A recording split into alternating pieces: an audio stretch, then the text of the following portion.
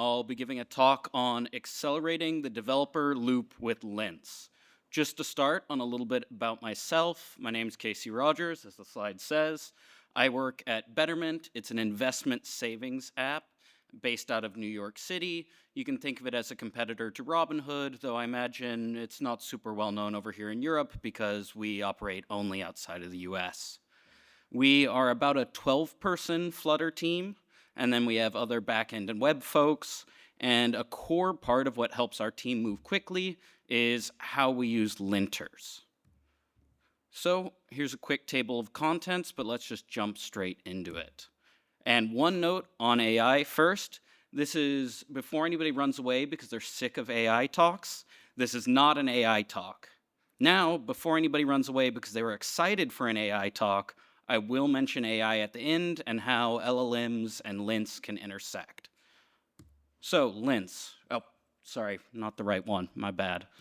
Well, also not the right one. There we go. That's what we're looking for. Lints. Let's talk about why lints matter first. I like to think of the developer loop. This is how we work and how we iterate through tasks, and importantly, how we iterate through bugs and production incidents. There's a whole bunch of different definitions of the developer loop. There's some of the classic stuff like agile, waterfall, all the kind of things where you hear it and a chill goes through your spine. There's the hip new stuff like vibe coding, and I'm pretty proud of myself because that vibe code diagram was vibe coded, or I guess you could call it vibe generated. But let's think about it from a different angle. What about the bug loop? When there's a bug or a mistake in your app, how does that iterate through whatever workflow cycle you happen to be using, whether it's waterfall, agile, Kanban? None of that stuff's important. There's a mistake. How does that mistake flow through the system? That's the important part, at least according to me. So we can think of different steps in this process: code completion, static analysis, testing, review, et cetera, et cetera, et cetera. This isn't even really an exhaustive list. There's a whole bunch of steps in this loop. So how do we want to think about the steps in this loop? I actually added this slide thinking it was a famous diagram and learned it was only famous at my university, but let me explain. This diagram is intended to illustrate to Computer Science 101 students the different levels of memory within the system. And the core point of the diagram is as you go further and further out from the CPU, each memory step is dramatically slower. So it starts with what's in your head, that's about a minute, then it goes to the chip cache, that's a room, it's pretty quick, it goes all the way pretty quickly to Andromeda, a faraway galaxy. We can actually apply the same concept to the bug loop. So what does that look like? So we've got at the start code completion. This is your IDE's autocomplete. You start typing, it finishes the job for you. That's essentially instant.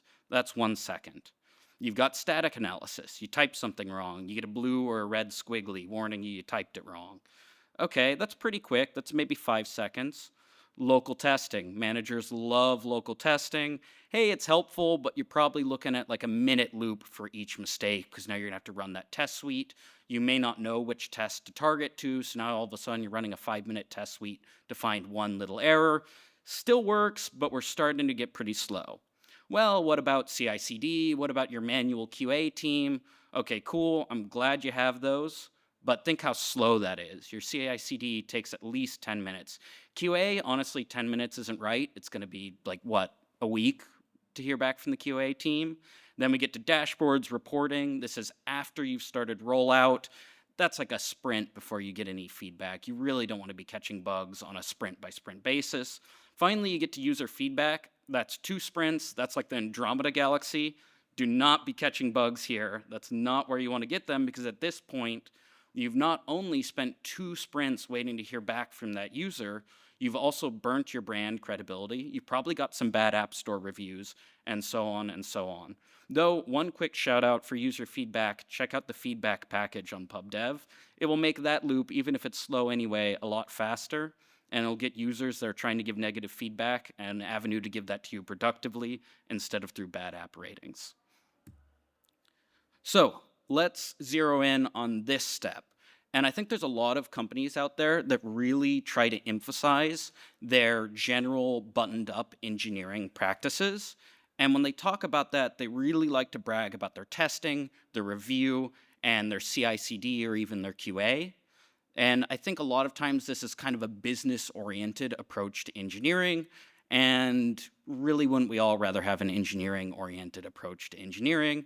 This has that same problem we covered earlier, where all these steps are so much deeper into the developer loop and the bug loop that for every single bug you catch in this range, it's good to have caught it then and not later, but what if you could have caught it earlier?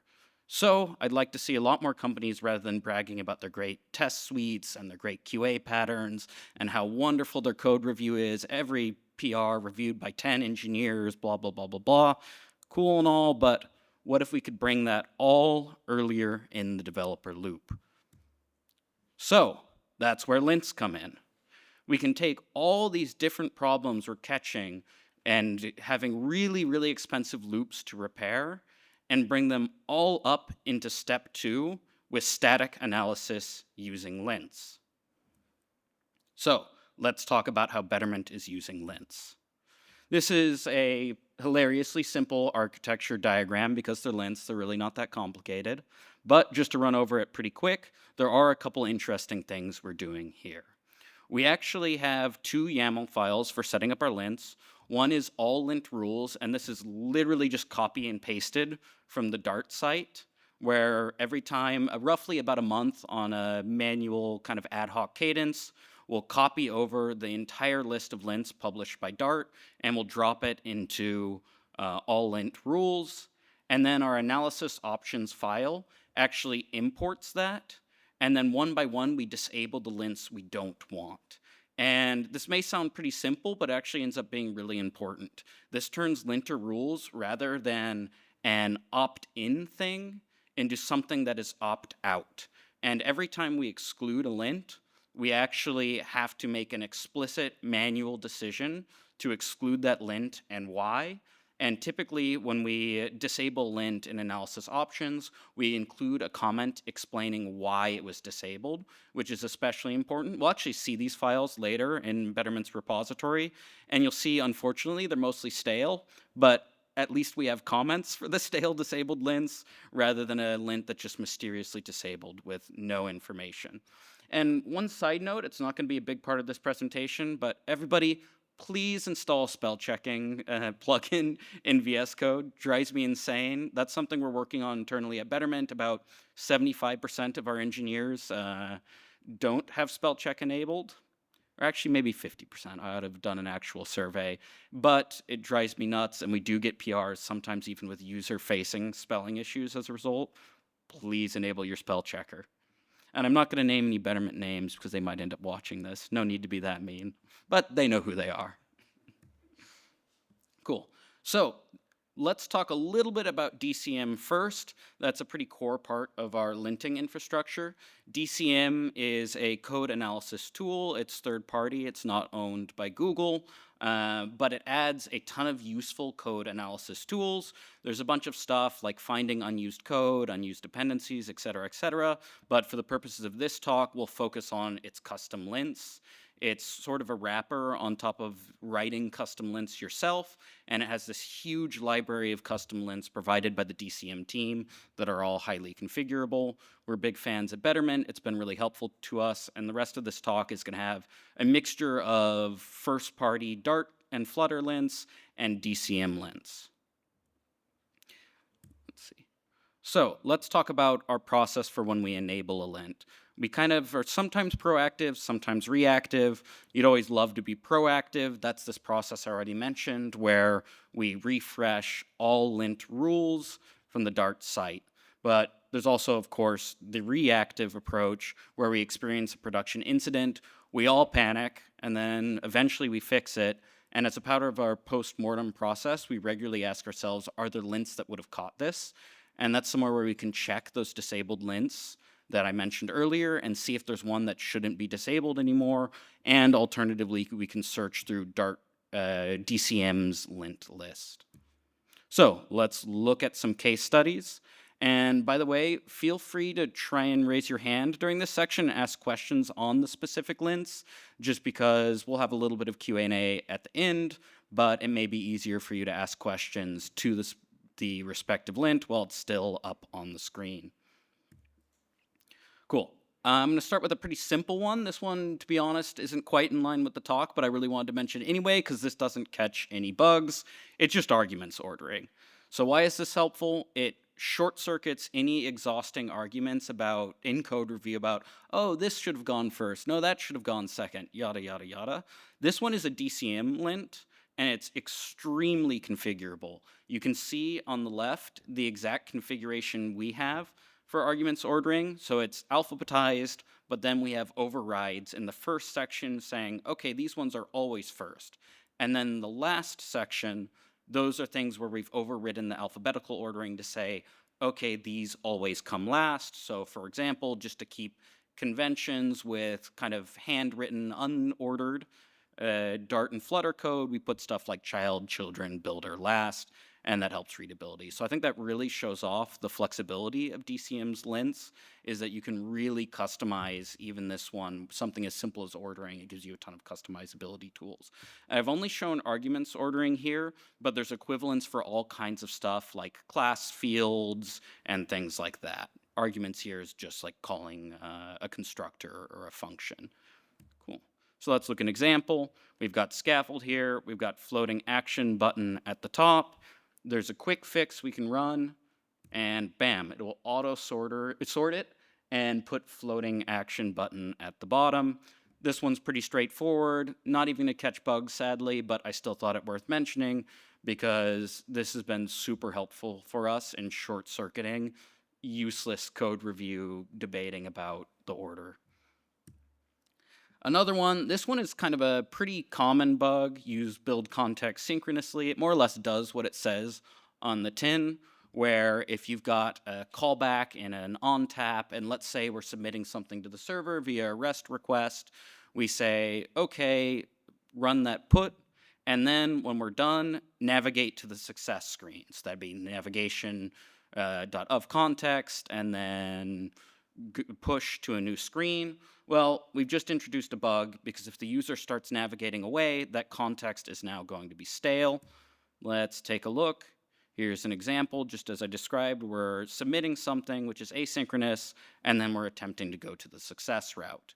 This one won't really be a user-facing bug typically because, well, the context was fully unmounted, and all that happened was we failed to go to the success screen, but if the user was pressing back anyway, then we're not too worried about them making to the success screen anyway.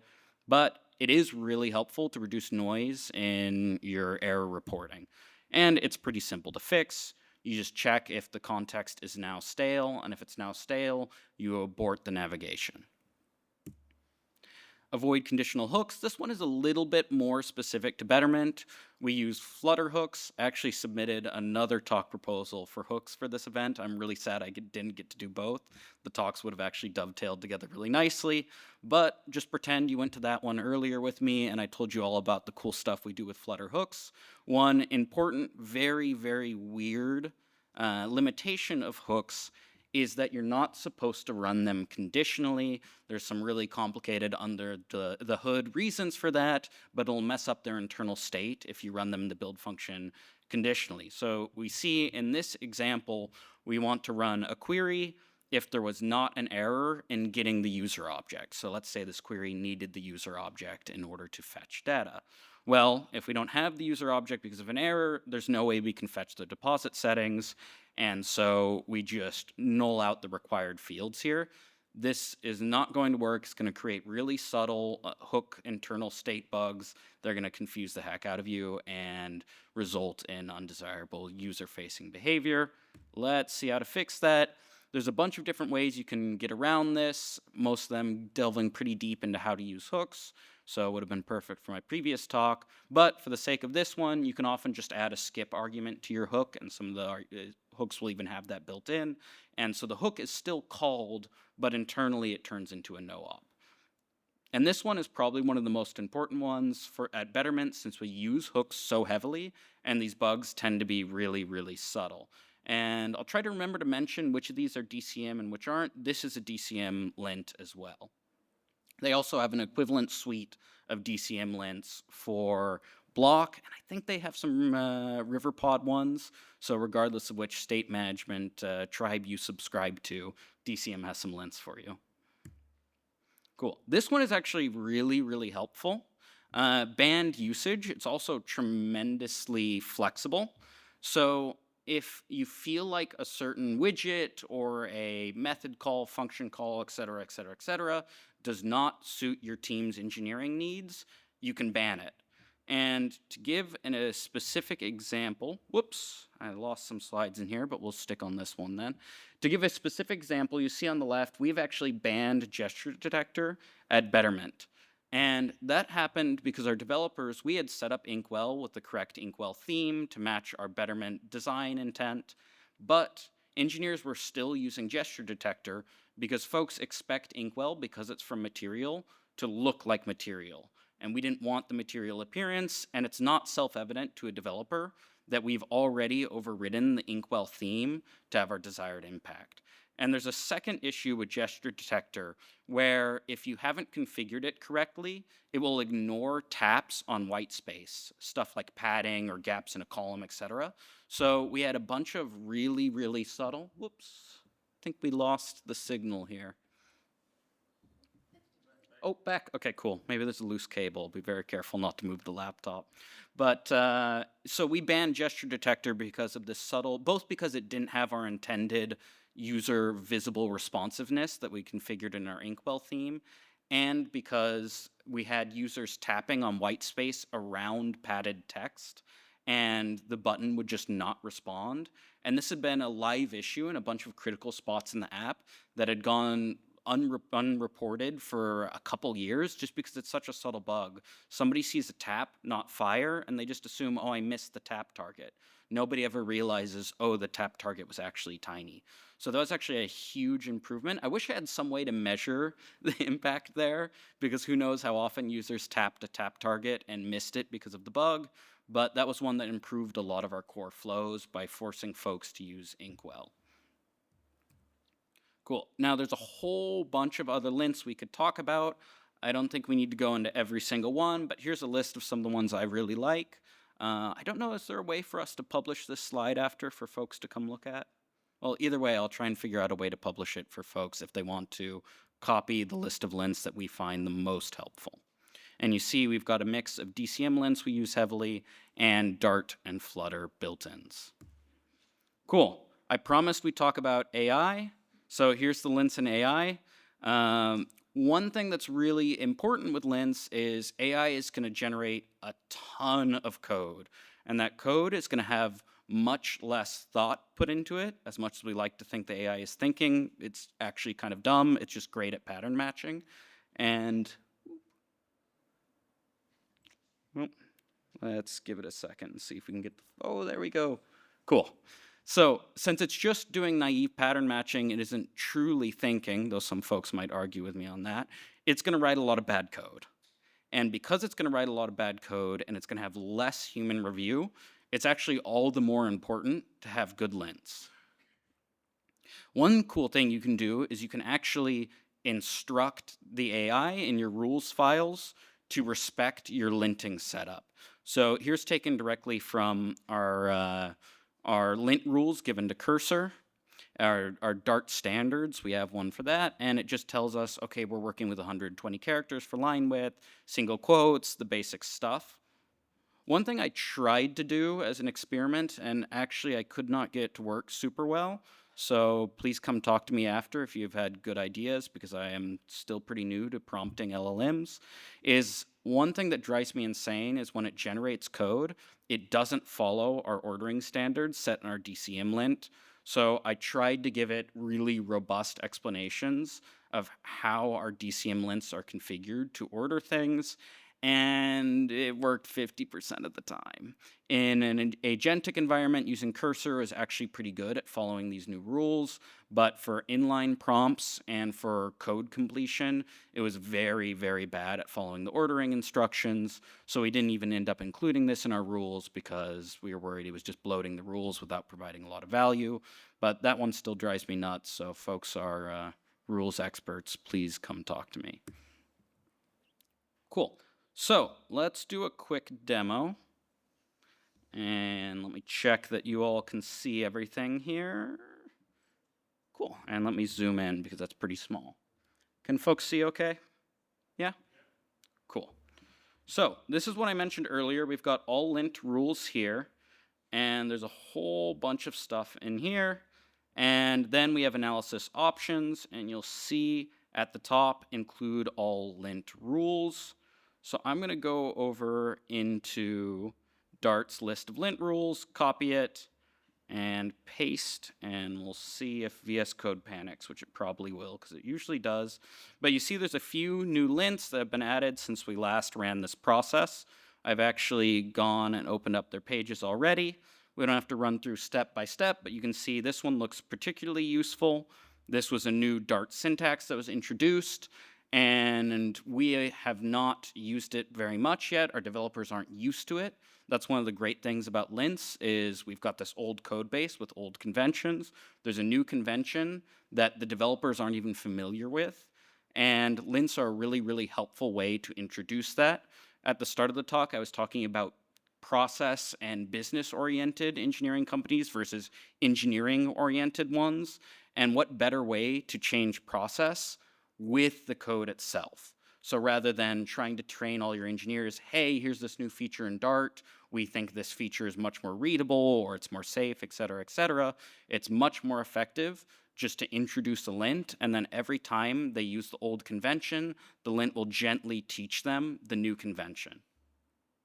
To go back to the gesture detector and banned usage, that was a great example. I could have repeatedly said in various Slack channels, meetings, hey everybody, we don't use gesture detector, it has accessibility issues, etc. We use Inkwell, or I could just ban gesture detector and put the explanation in the lint ban, and everybody would automatically update to the new convention. Cool. There's one other that I really want to dive into. DCM actually has, let's see, right here, probably the most common incident we've had is the bang operator. At Betterment, we hate it. And we originally wrote our app using it heavily. Dart has added a lot more features for handling nullable objects since then. And in the same case, like our null-aware operators, where we have old code that was written before these features, we have lots of old code that relied heavily on the bang operator. And we have not turned this one on yet, simply because there's so much old usage of the operator that everybody's too scared to be the one to submit that giant multi-thousand line PR that enables the lint and fixes all the errors. But I did want to jump in and show you, just because this is, I think, one of the highest value lints you could possibly enable, what that looks like in practice. So this is actually, I've slightly modified this just for the sake of the demo, but this is for the most part some production Betterment code here. We have cache performance detail row. It takes in a couple strings that are nullable, and then it takes in a trailing widget. So if the title is null, then we just return something empty. This is intended to be included in a column. So if it's not relevant, it will exclude itself from the layout with a size box.shrink. Okay, everything's great. Uh-oh, we've got a bang operator right there. So what's going to happen is in a couple months, somebody's going to write this code, or they're going to write and some other condition. And now this bang operator is no longer actually safe. This is a pretty simple example, but you can easily get into a place where the bang operator and the now no longer exhaustive condition are separated, sometimes even across the widget tree. So this is an incredibly subtle bug. Please do not use the bang operator. So let's talk about how we can fix this. We can redeclare this final effective title, and you can really use whatever convention you want. You can even redeclare it as title. And now something exciting happens. If I go into here and I use effective title instead of title, I now no longer need the bang operator. What's happening here? Well, it's null promotion. There's a bunch of subtleties about when, why, and where you can use null promotion, but on local variables within the build function, it sees that you've checked this for null already, and the Dart static analyzer is smart enough to understand that on line 21, it is no longer possible for effective title to be null. Let's look at another spot. We're actually hitting the same issue here with explanation. It's also nullable. We've used the bang operator. This is theoretically safe, but same issue. Somebody in the future is going to go mess up this if case, and we're no longer safe. So let's try another strategy, and I'm probably going to forget how to write this because it's always super confusing. I'm trying to get better at it. This is another case where we're trying to introduce, oh, there we go. Copilot knows what's up, or actually cursor here.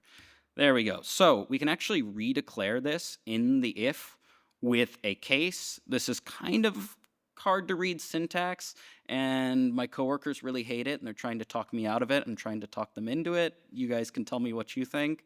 But this is shorthand for if this is non-null, redeclare it as effective explanation and run the if block. If it is null, then skip the if block entirely. So now we can go to here and we get effective explanation, and we see if I put the bang operator in there, it actually even warns me with a lint, hey, this isn't even necessary. We know that this is non-null at this point. Or if I were in code review, everybody would yell at me for this, so what you can also do is just this, but it's not as cool. You don't feel as smart doing it that way. There we go. And those are kind of the two primary ways we end up getting null promotion. It would be great if I just automatically got null promotion on explanation and title. The details get a little bit complicated, but Dart is not able to guarantee that this is not null when it's a member of a class, mostly because of inheritance. It could have been overridden by a getter, and a getter is free to return null on one reference and then non-null on the second reference as much as it likes. So there's no way for Dart to guarantee that an if check will actually mean it is stably non-null in this context. I do want to promote, though, if I can find it, this GitHub issue. I know it might be a little hard for you to find later, but if you want to take a picture, 1415, please upvote the heck out of it and complain to the Dart and Flutter teams about this, because there's a lot of complexity here, but the shorthand is with this proposal, if they implement it, which they said they're open to, but nobody's gotten around to it because it's not high enough priority, you'll be able to declare your class final, which is already a feature. This bans, there we go. It was just cursor freaking out, but this bans any inheritance on the class. So now the Dart analyzer could theoretically know that this was not overridden and therefore know that it is an actual variable and not secretly a getter, and therefore it would be able to stably assert that if there is a non-null if check, it will continue to be non-null. So just to reiterate, please help me out here, everybody. Go upvote this issue. I really want it. We did a survey internally of our most important Dart/Flutter issues we'd like to see resolved, and the two highest upvoted within our team was this one and data classes and serialization as a first-class Dart feature. Whoops, here, I'll let you take a picture really quick. Cool. Anyway, that's just about all I got. I've got some time for QA, and as well, I know visa situations are basically impossible right now, but I've got the slide anyway in case anybody is interested. We do have quite a few open engineering positions, some Flutter, some backend, some elsewhere. We're a rapidly growing company with a pretty awesome engineering culture. I'm not just saying that because this is recorded and we'll get back to my coworkers. I legitimately really do like working at Betterment and highly recommend it. You can also find me on Twitter. My Twitter tends to be a little bit hot take, so I'm not going to include it in Betterment slides for their sake. But if you want spicy Flutter and Dart takes, you can find me on Twitter at KCC Rogers. So there you go. This was not loading properly, but you can look me up on Twitter. Cool. Do folks have questions?